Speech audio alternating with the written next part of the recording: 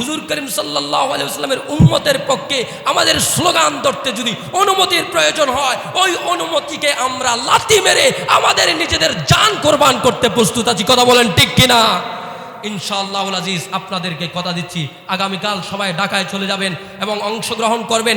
কারো কোনো কথাই খান দিবেন না, অংশগ্রহণ করে প্রমাণ করবেন আমাদের মোহাব্বত হুজুর করিম সাল্লাল্লাহু আলাইহি ওয়াসাল্লামের সাথে, আমাদের ভালোবাসা হুজুর করিম সাল্লাল্লাহু আলাইহি ওয়াসাল্লামের সাথে, হুজুর করিম সাল্লাল্লাহু আলাইহি ওয়াসাল্লামের কালেমাকে উড্ডীন করার জন্য, লা ইলাহা ইল্লাল্লাহ মুহাম্মাদুর রাসূলুল্লাহর স্লোগানের জন্য যদি কেউ জান কোরবান করতে হয়, সেই জান কোরবান করার জন্য আমরা সবাই মাঠে নেমে যাব। ফিদাকা আবি ওয়া উম্মি ইয়া রাসূলুল্লাহ, লাব্বাইক ইয়া রাসূলুল্লাহ স্লোগানে আমরা মুখরিত করে তুলব ইনশাআল্লাহুল আজিজ। কেউ আমাদের দমায় রাখতে পারবে না।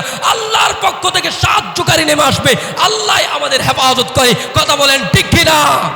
আল্লাহ সুবহানাহু ওয়া তাআলা আমাদেরকে ঐক্যবদ্ধ শক্তিতে সুন্নি মুসলমানদের ইমানের পরীক্ষায় উত্তীর্ণ হওয়ার তৌফিক দান করুন, সকল বলে আমিন। আমরা কারো রক্তচক্ষুকে ভয় করি না, আমাদের কোনো রক্তচক্ষুকে ভয় করে এই মিম্বরে কথা বলিনি। যখন জুলাই বিপ্লব চলছে তখন সব মিম্বর চুপ ছিল, কিন্তু আবুল ফাতেমা জামে মসজিদের মিম্বর কোনো চুপ ছিল?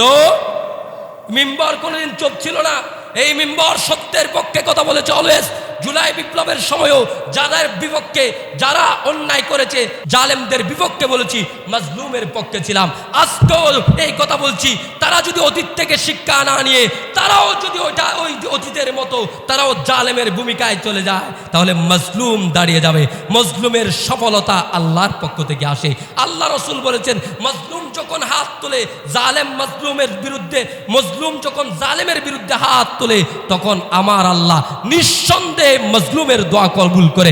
মাজলুম যদি ইহুদি ধর্মেরও হয়, হিন্দু ধর্মেরও হয়, খ্রিস্টান ধর্মের হয়, বিধর্মী হয়, তারপরও মাজলুমের পক্ষ নেওয়া, এটাই ইসলাম, এটাই ঈমান, এটাই জজবাত। কিন্তু আমরা কোনো মাজলুমের বিপক্ষে যেতে পারি না।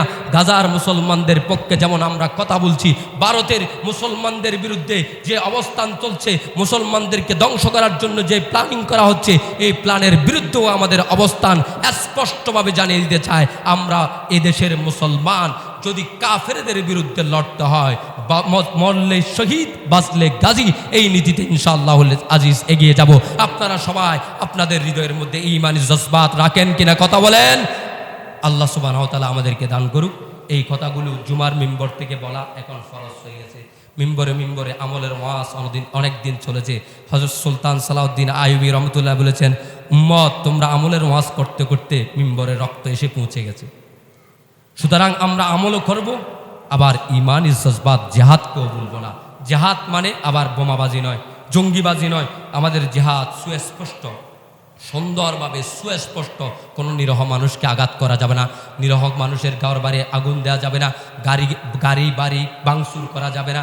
একেবারে সুন্দর একটা সুস্পষ্ট নিরাপত্তার চাদর দিয়ে মানুষের পক্ষে কথা বলতে হবে। আল্লাহ সুবহানাহু ওয়া তাআলা আমাদেরকে তৌফিক দান করুক। আগামীকালের ঢাকার মহাসমাবেশে আমাদের সবাইকে শরীক শামিল হওয়ার তৌফিক দান করুক। কোনো ধরনের অন্যায় জুলুম আমরা মেনে নিব না। আল্লাহ তাআলা মাজলুমের পক্ষে আমাদের হৃদয়কে শানিত করুক, মাজলুমের পক্ষে আমাদের হৃদয়ের মধ্যে ইস্তেকামত দান করুক। সকলের সমস্যার বলে আমিন।